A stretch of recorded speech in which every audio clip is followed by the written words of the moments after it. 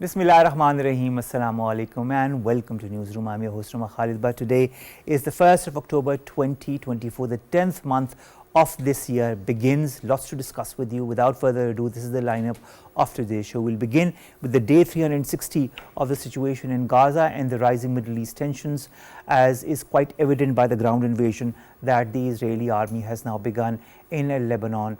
It is in the border areas for the moment, but of course the way things are moving along, it seems as if Israel is all set for a more robust ground invasion. This said, we all know how Hezbollah has reacted and how it will continue to react. But what is also something that we will be seeing is how the regional countries are also going to watch all of this episode developing, because it's not just Lebanon, it's also Syria, it's also Yemen, it's also Palestine, Gaza, that is being confronted, butchered by Israel as we speak, more or less on different extents. How will the world react? When will Israel stop? When will it be made to stop? Is what is the question on everybody's mind. And this is what we will discuss, among other things, in our first segment. Then we are going to talk about the 75th anniversary of the founding of the People's Republic of China. That is today. Of course, there are different events that are happening, and there have been different congratulatory messages that have come also on the occasion, whether it be from our Prime Minister or by other authorities as well. The sentiment is there as far as the bilateral relations between both the countries. What is the what are the cornerstones or the pillars on which the this robust, brotherly and friendly relationship exists between the People's Republic of China and the Islamic Republic of Pakistan? We will discuss this today in our second segment as part of the celebration of the 75th anniversary of the founding of the People's Republic of China. Next, we are going to discuss former Dutch Prime Minister Mark Rutte, who has taken over as NATO Secretary General today, as the Western Military Alliance has reached a crucial juncture weeks from a momentous US election, because we all know that the current US administration is favoring whatever steps NATO is taking vis-a-vis the Russia-Ukraine conflict, but Trump has quite visibly made his intentions clear, if he came into power, on which direction is going to take NATO or the US as far as its backing on the Russia-Ukraine conflict is concerned. Finally, today is the 15th anniversary of television actor Syedkamal, born in 1937 in Meerut in British India. He was a popular film star during the 1960s and during the 1970s, and also worked in many TV dramas. He was given a Lifetime Achievement Award also in the year 2000. He passed away in this very day in the year 2009 in Karachi. We will of course pay our respects to him in our final story. Let's begin with the situation as far as Gaza is concerned, Palestine is concerned, but now we have to include Lebanon, we also have to include Yemen and Syria and all of that. We've been joined by Dr. Salma Malik. She's an international affairs expert and joins us after a very, very long hiatus back to our show. Thank you very much, Dr. Salma, to have given us the time and to have joined us after a long hiatus. I know you were a very busy person during all this time. Well, let's go to the topic directly. Israeli soldiers have entered Lebanon after the army has announced a limited ground operation against Hezbollah.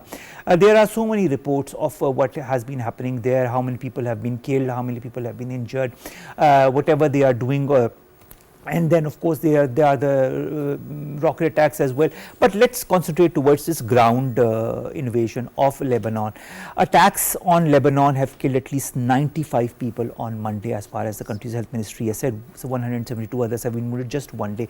Is, in your point of view, Israel trying to intimidate Hezbollah into surrendering? Will that happen, or is that a possibility? Secondly, are they trying to win with the Israeli strategy of starting with the major intelligence coup with the pager attacks? We all know that what happened, and all the way to targeting the top leadership of Hezbollah. Will this succeed? Well, you see, it is unfortunate. Actually, this is kind of an anniversary special for the Israelis. By the 7th of October, it's going to be an entire 1 year to their atrocities and to the type of killings that they are doing brutally. But the fact is that Hassan Nasrallah's martyrdom has actually emboldened the Israelis a lot more. This is a second victory from them for them after the other Ismail Hania's tragic passing away. Shukr also. Exactly. So basically what Israel is unashamedly doing is that they keep the ante up, not only vertically in a sense of increasing the pressure and the heat of what they are doing, but they are also now spreading horizontally and taking this into Lebanon, first doing the pager bombing and then doing this bombing, having so many civilian casualties, primarily to target Hassan Nasrallah, and also there would be a pattern to this, the pagers being exploded and what all was happening, because probably they were trying to triangulate the communications and all, and they found it successful that they can get away with this. As considered to today, it was primitive technology, but they were successful. Israel is not alone in this, although whatever it is doing, it is entirely done it by Israel, made by Israel, from Israel, but Israel has the Americans providing it with active human as well as technical intelligence and support, and also the type of moralistic support. Here you are offering address in the UN and actually seeing how people are angry with you and everyone leaving the UN General Assembly Hall out of protest, and right as a footnote comes this Hassan Nasrallah's martyrdom. So I think it was all pre-planned. It was all absolutely pre-planned, and they just wanted to make their mark. Now, what this thing being taken to Lebanon, although it's not the first time it has happened in Lebanon, but taking it to Lebanon means that Israel has zero qualms in extended the ground zero or the operations of this war that they have. You know, Dr. Salma, it's good that you mentioned that this is not the first time that they have entered Lebanese soil. 1982, they reached Beirut. After some years, they pulled back and created what they called a security zone. What here in Lebanon is called an occupation zone. They faced a guerrilla war. After 18 years, they had to withdraw unilaterally. Comes 2006. This time, they again faced a major ground combat between Israel and Hezbollah. Israeli tanks advanced a few kilometers into Lebanon, but then they also face a severe, reaction from the Lebanese side. So again, another defeat. Is this a continuation of that defeat that they want to kind of change into a success, but knowing that the Hezbollah understands how Israel functions on the ground? Do you feel there's any chance of success from the Israeli side? You see, it's not actually about success. It is about how brutal can you get. It's a Game of Thrones in that regard. True, I agree. Omar, you may be able to recall, we were kids and how tragic those images were coming from the refugee villages of Sabra and Shatila, when hundreds and hundreds of children and women and non-combatants were targeted specifically by Israel, and they were killed.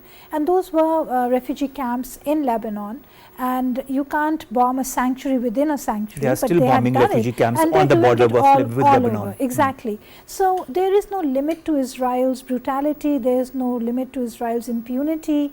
They get away with everything because they know that they have America supporting them wholeheartedly. Whatever the lip singing the US may be doing, because it's an election year, it's also the UN, there's so many things that are happening, but the Israelis are 100% confident that no one can really touch us in this regard.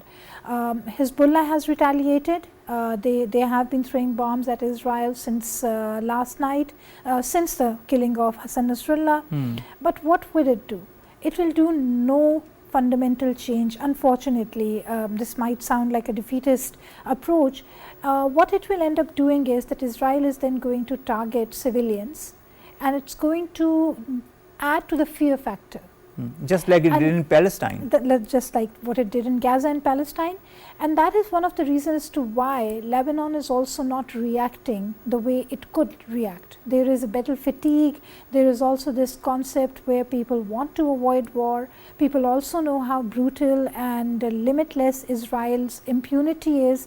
So that is why Lebanon and they also know the ammunition that they use. And the ammunition that they use. And they know that the international system, God forbid, has become so flawed that there is not going to be any relentlessness. I mean, we have seen in the last 12 months how flawed it has become, that Israel has rejected outright what the United Nations Security Council has said, what the United Nations General Assembly has said, what the ICC has said, what the ICJ has said. Absolutely. There was a time when Yasser Arafat was not allowed into New York UN General Assembly session because the US had unilaterally declared him to be a terrorist and a person not fit to visit US.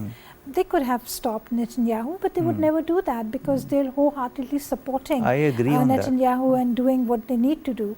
So I think all the countries which stand affected, whether it is Iran, it is Lebanon and others, they are just trying to kind of gauge what they can do and respond not through a knee-jerk reaction, but have a measured and guarded response so that things do not go drastically wrong for them. Although the Israeli army statement announces the start of what they say is a limited and targeted ground operation. They always say that in the beginning and then it intensifies.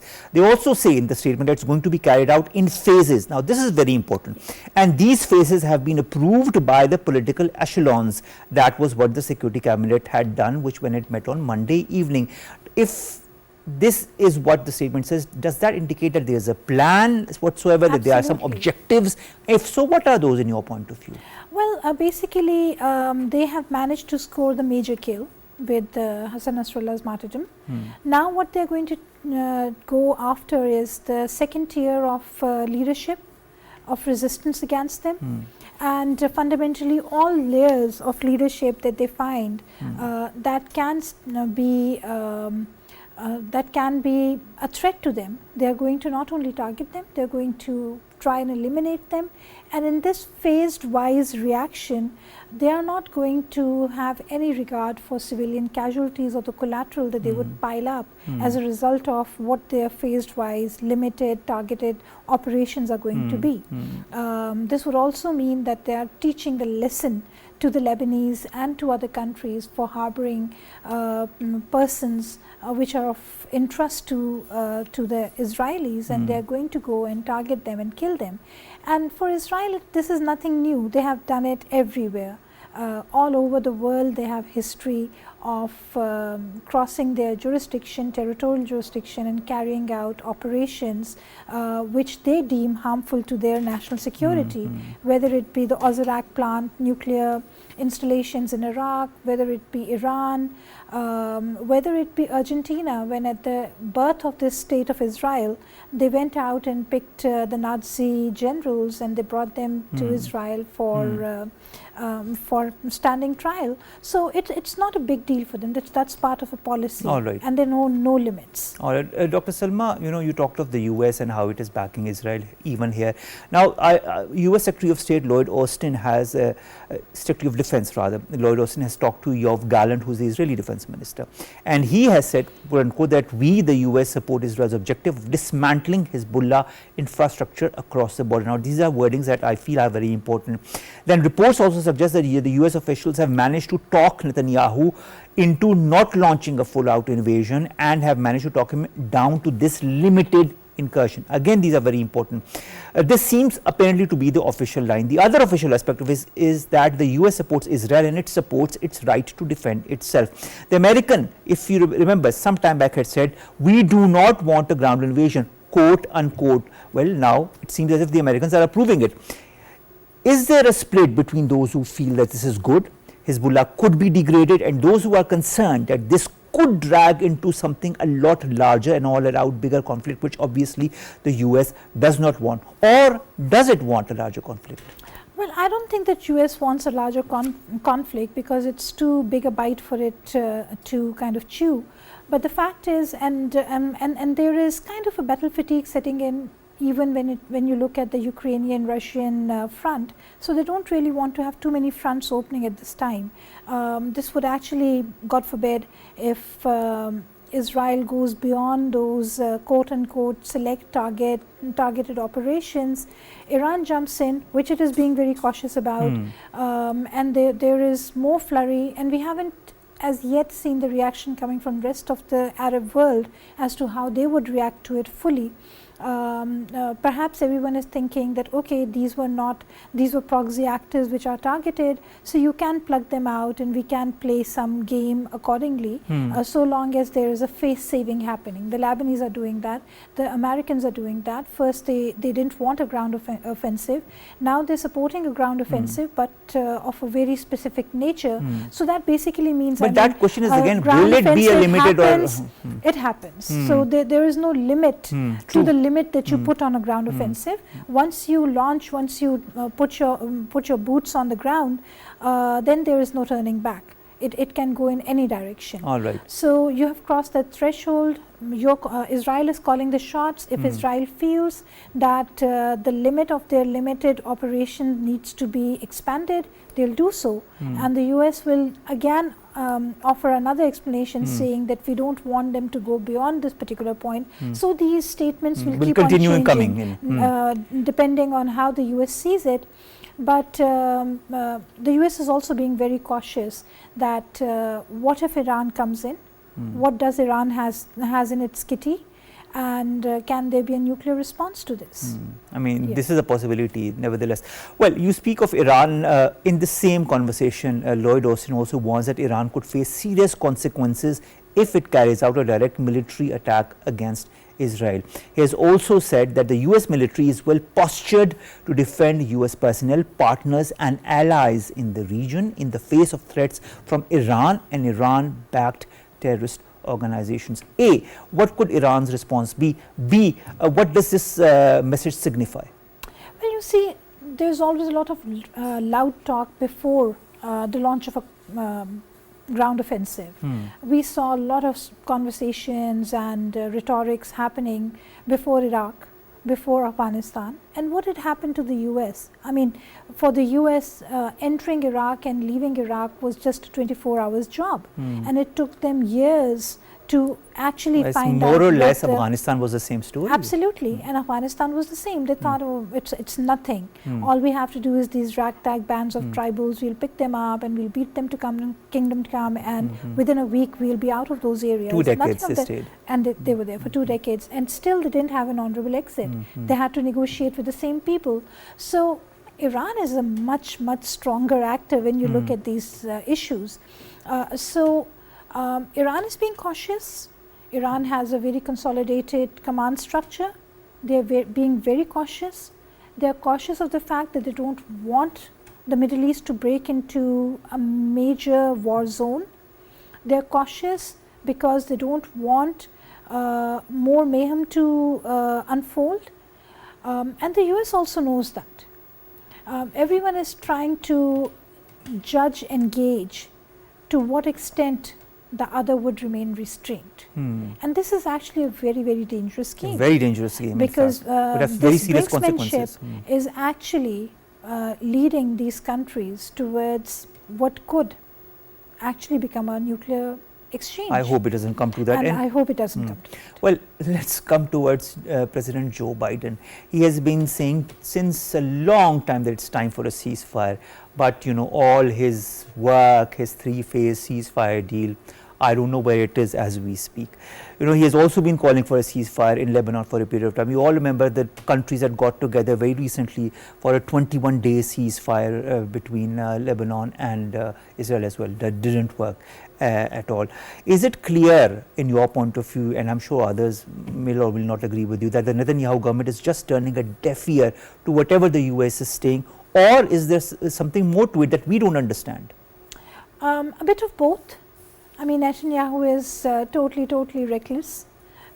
He knows that he has nothing else to offer but a war economy to the country, and he really, I mean, the very fact that we initially discussed Hassan Nasrallah's martyrdom comes as a birthday present for the Israelis. See what I have done to you, I have made you more secure within a year's time, and I have plugged out all the big names who were standing as a resistance to the Israelis. So there's a lot of chest thumping that is happening in Israel, and that's how the narrative is being built.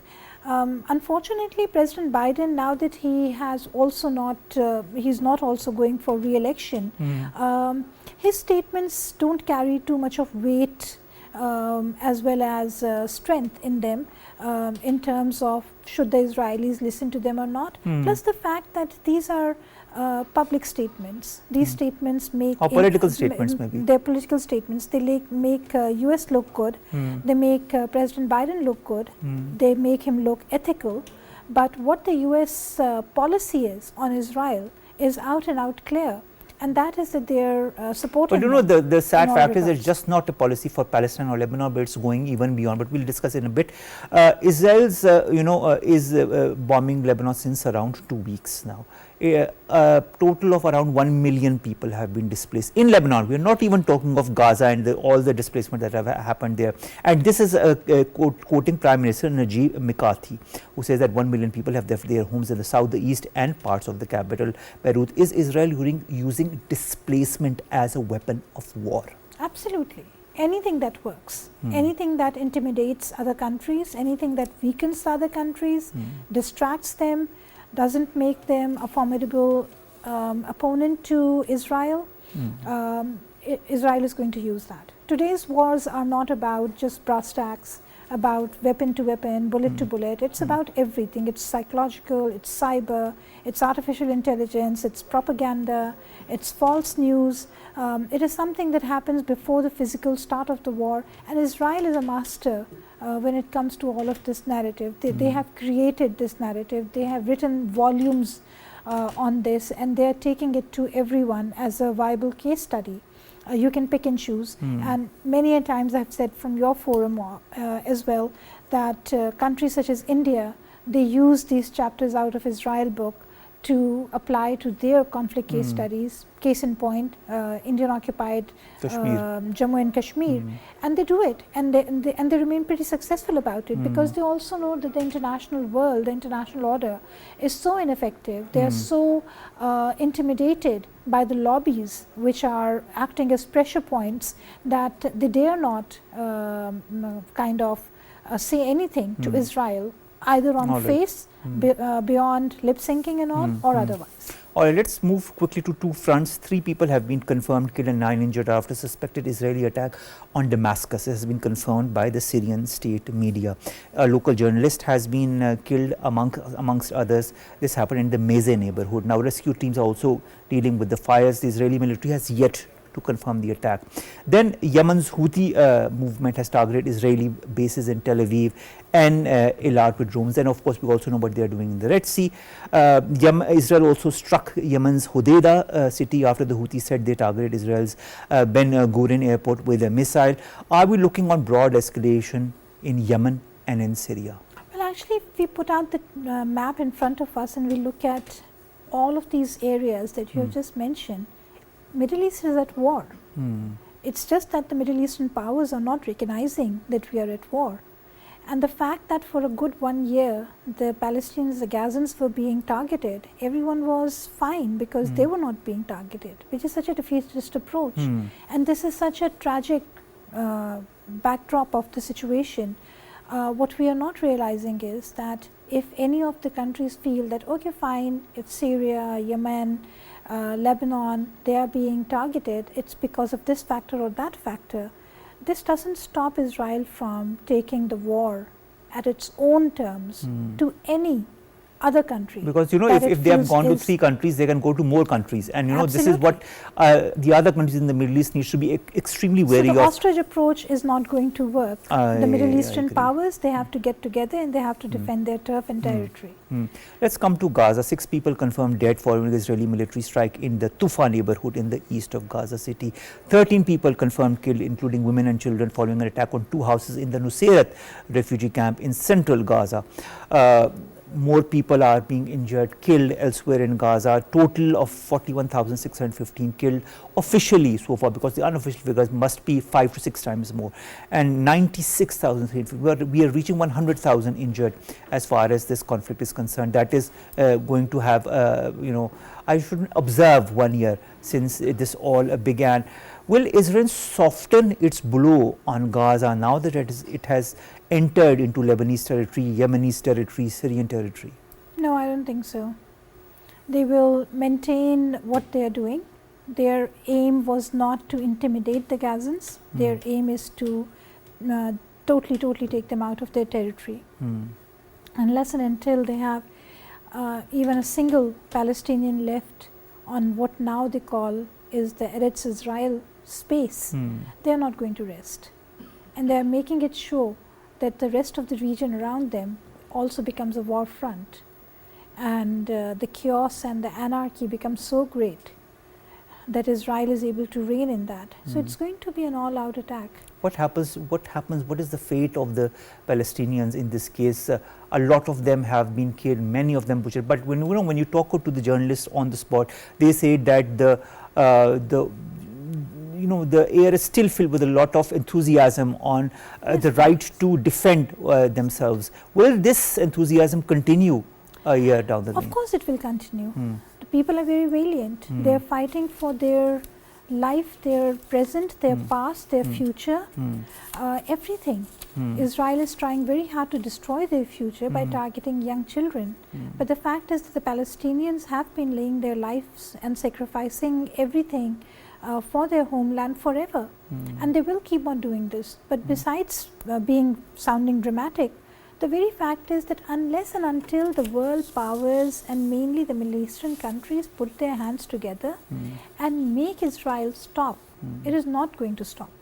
And this is extremely tragic, because except for Iran, which has through the proxies done what it has done, there hasn't really been that type of a reaction. Primarily also because of the fact that these countries know that Israel has the type of impunity and the irrationality of a mad actor that none of them possess. Let's see, Dr. Salma, to be very frank, what the coming days have in store. But thank you so very much to have come in the studios and to have given us your valuable input on what the situation is in the Middle East and how things are moving along.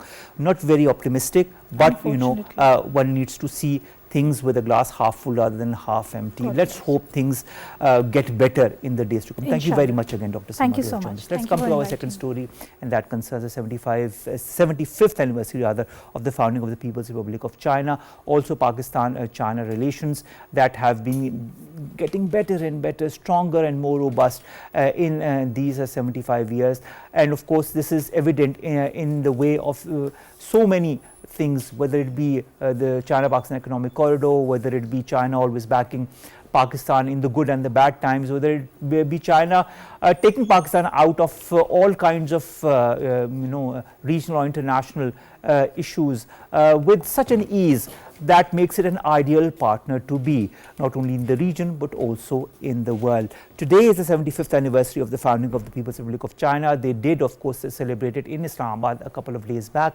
but today is that official day, and there have been many messages today as well from different quarters, whether it be from our Prime Minister, whether it be from the Speaker National Assembly or the Chairman Senate or other leaders as well. They all are in unison when it comes to Pakistan-China relations and the way things are moving in the right direction. We've been joined by two guests, one from China and of course one right here in the studios, one who joins us also again after a bit of a hiatus. He's back from China after a short visit there as well, none other than Mustafa Hyder, Executive Director, Pakistan China Institute. Mustafa, thank you very much to have joined us. Thank you for having me, sir. Let's begin with you till such time that our Chinese correspondent joins us. But after this question, we'll go to the Chinese correspondent. Yang Yudong, who's the Consul General of China in Karachi, says the following on the 75th anniversary of his country. There's a long list, but I'll try to cut it as short as possible. He says over the past 75 years, the Chinese people under the leadership of the Communist Party of China have created various Chinese miracles which are rarely seen in the history of the world. World's most complete industrial system, most comprehensive transport network and resource corridors, the world's second largest economy, world's largest compulsory education, social security and healthcare system, moderately prosperous society, historically eliminated absolute poverty, and people's sense of fulfillment, happiness and security is unprecedented, building a modern socialist country in all respects, and the rejuvenation of the Chinese nation through a Chinese path to modernization, and of course the whole way that they are trying to build China into a socialist country that is prosperous, strong, democratic, culturally advanced, harmonious and beautiful by the mid-21st century. This and so much, I mean, this is a huge list. How important are these developments from a global perspective? I think that it is a case study for not only students and policymakers, but countries that wish to undertake similar development, particularly those in the global south, like ourselves, to how we can move forward despite the challenges, because China, like us, had a huge population, has a huge population, and they turned the population into an asset from a liability by making them a skilled workforce. True. And lifting them out of poverty and making them consumers. And now with the dual circulation policy that President Xi has initiated, they produce for the consumers domestically rather than only exporting.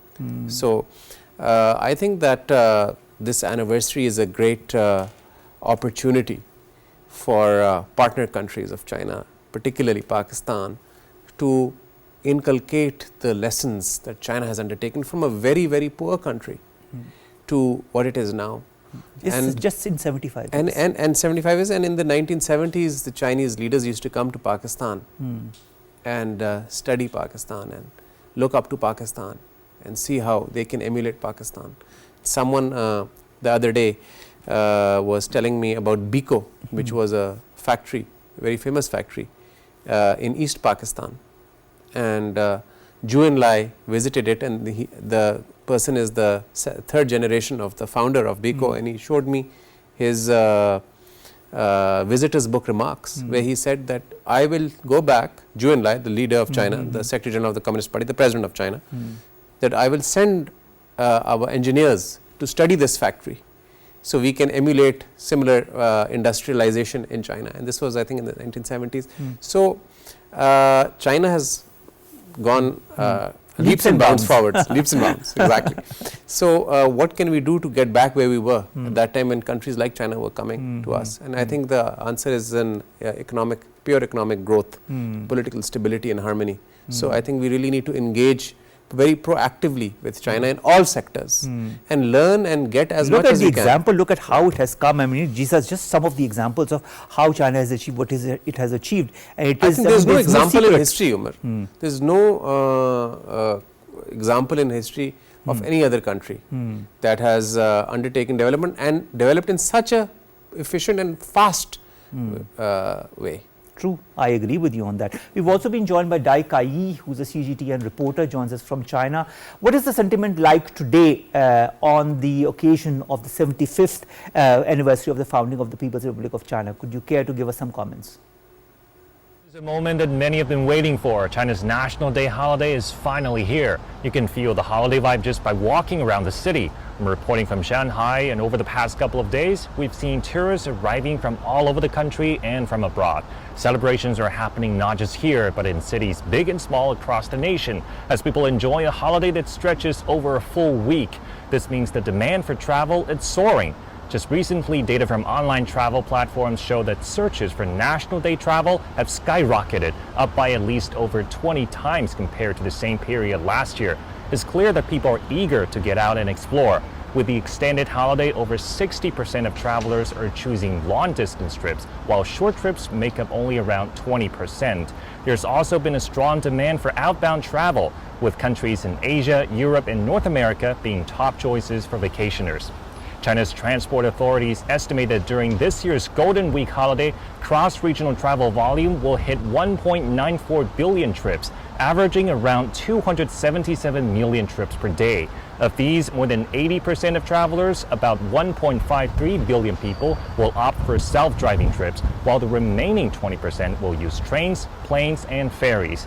As travel options become more diverse, it not only meets consumers' growing demand for travel experiences, but also drive more diversified growth in the tourism market. Industry experts believe we're likely to see this National Day holiday breaking new records in tourism spending. Kaiyi, CGTN, Shanghai. Thank you very much, Kaiyi, to have joined us and to have given us an update on today's auspicious occasion.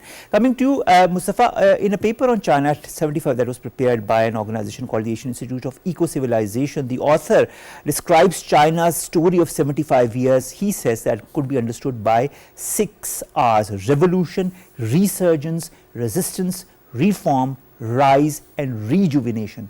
Would you like to add to it?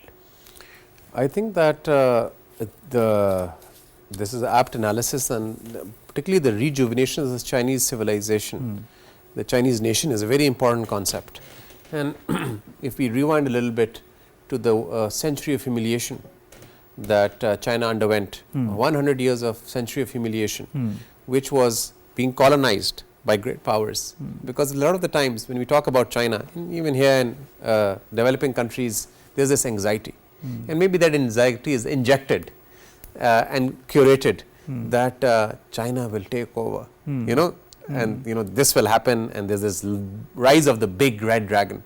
But the fact of the matter, Omar Bhai, is that China has been colonized in the past. It has been at the receiving end, and that 100 years of civilization of humiliation by Japan. There is a French concession in Shanghai, but France was also there, you know. So there were multiple countries. Germany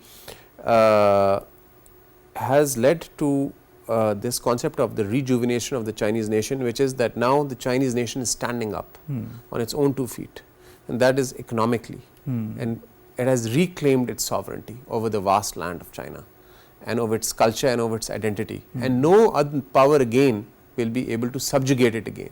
So this is the backstory behind the rejuvenation of the Chinese nation, and then all the other concepts are sort of revolving and centering around it. The rise of China, the rejuvenation of China, and of course the opening up and reform which was undertaken by Deng Xiaoping in 1979. And I think when we talk about the BRI, which we have in this program multiple times, I call President Xi Jinping's Belt and Road Initiative opening up and reform 2.0. Because it is exporting that opening up and reform to other countries. True. So I think that it is a great moment in time for China and its friends like us to actually go delve deep and not only limit our cooperation to the China-Pakistan economic corridor, etc., which we often talk about, but to all facets of how they have alleviated poverty and how they have used this huge population which they had to benefit themselves. Exactly, and to benefit their own nation as well, their own people. Yes. I think that is extremely important. Now, our Prime Minister, has sent a very nice message, but of course we all know the relationship that between Pakistan and the People's Republic of China. He talks about how proud we are of China's remarkable progress and achievements under President Xi's visionary leadership. He talks about Pakistan and China as iron brothers, and they're all with a strategic cooperative partnership that continues to grow from strength to strength, and the commitment that both countries have to ensuring the success of China-Pakistan economic corridor, and of course Pakistan's resolve to continue to work closely with China to further strengthen these bilateral ties across various fora. How important are these messages? Nothing new there, but how important is the reiteration of this resolve from the Pakistani side? I think that it is very important because I think the Prime Minister understands China very well, because when he was the Chief Minister of Punjab, he led from the front and engaged particularly on CPEC projects very, very proactively, and was a very regular visitor in China and is known very well in China. So I think the reiteration and reminding ourselves, our polity, our civil society, and also the Chinese is very important to maintain and enhance this relationship, because as a developing country, as a country which is situated in a geopolitically very strategic place where we see that big power competition, great power competition is only flaring up more and more. It is very important to have strategic clarity that on our long time relationship with China, which has I believe been very consistent in supporting our core interests, whether it is defense, whether it is economic interests, whether it is helping us and investing in Pakistan when no one was willing to invest in 2013. True. If you remember the headline of Newsweek at that time, Omar Saab was the most dangerous country in the world is not Iraq, it is Pakistan. And China chose to invest in Pakistan at that time. So because it was the confidence that China had in Pakistan. The confidence that China had in Pakistan, and it is very important to maintain this confidence and take this confidence forward, because as we know that there have been challenges and there have been security issues, etc. But we must make sure that we continue to have strategic clarity as we move forward in this at a time when the region is facing multiple challenges, and there are a lot of pressures on Pakistan All right. Two statements that have come also regarding Pakistan-China friendship. A, that this friendship reflects the shared vision for regional stability, and B, it is a testament to shared socio-economic vision as well of the region. How do you see these statements, and what more would you like to add to Pakistan and China's tangent of friendship, relationship, cooperation, collaboration, and so on and so forth? I think that Pakistan and China have a shared vision and also have shared interests in the region. Not only in the region, but beyond the region, even in the Middle East. True.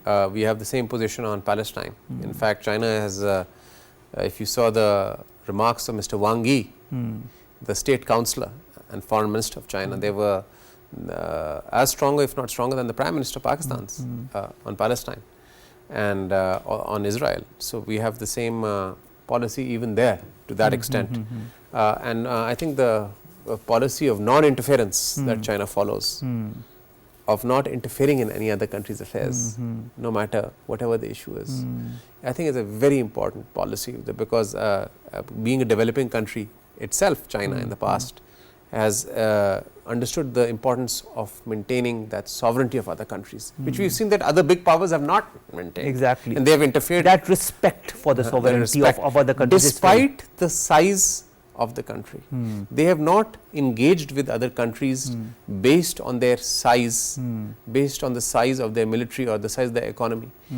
The island nation of Fiji is given the same respect and has their, when their leader comes to Beijing, meets President Xi Jinping, this as if equivalent to any other big country like Germany, for example. They are given the same respect and engagement. So this is a very cornerstone of China's foreign policy. I think China's foreign policy, or China's policy for its own country, is something that needs to be emulated by many other countries, including Pakistan, because of the way it has progressed through the policy and all that it stipulates. Thank you so very much, Mustafa, to have joined us, to have come to us, and kindly stay with us for a few more moments till I finish my show. Ladies and gentlemen, let's come to our last two stories very, very quickly. Former Dutch Prime Minister Mark Rutte has taken over as the Secretary General of the NATO alliance today. This alliance has reached a critical juncture weeks from, of course, an important election, and that is the US presidential election, because as you very well know how Donald Trump is favoring or not favoring this conflict, and this is what a lot of apprehension is present within the NATO leaderships on how things are going to happen if and when Donald Trump comes into power. Nevertheless, Mark Rutte is a very responsible and a great leader to be, and a very welcome addition to NATO. Finally, today is the 15th death anniversary of television actor Syedkamal, same actor born in 1937 in Meerut in India. He was a very popular film actor in the 1960s and in the 1970s as well, working around 60 films, and of course also played a prominent role in many, many television dramas hereafter. He got a Nagar Award in 1968 as well as a Lifetime Achievement Award in the year 2000. He passed away on this very day in 2009 in Karachi. Our deepest condolences, and of course a prayer that goes on in his favor as well. That's it for the moment, ladies and gentlemen. We'll see you inshallah tomorrow with new stories and segments pertaining to us in Pakistan. Stay safe. Allah Hafiz.